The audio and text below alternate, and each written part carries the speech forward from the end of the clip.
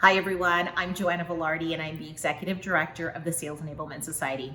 I want to invite you to join us on Thursday, July 22nd, that's this Thursday, at 10 a.m. Pacific Time, 1 p.m. Eastern Time for our next SES webinar.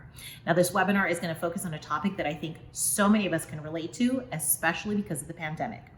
If you are feeling Zoom fatigue, you are just over Zoom, and perhaps you even find like it's hard to focus because of the daily barrage of emails you might be receiving, then this webinar is for you.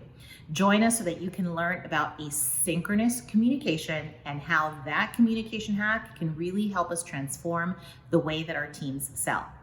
Join us for this webinar so that we can focus on things like the antidote to Zoom fatigue, how asynchronous communication can really help us drive more value from our meetings, from our SKOs. We're going to be talking about how we can create a culture of community sharing or tribal knowledge. We're going to be talking about strategies that we can use in order to better foster collaboration and how we can use this to scale our coaching processes and the feedback that we have for our teams. So whether you are coaching sales managers directly or perhaps sales reps, this is for all practitioners on both ends of the spectrum.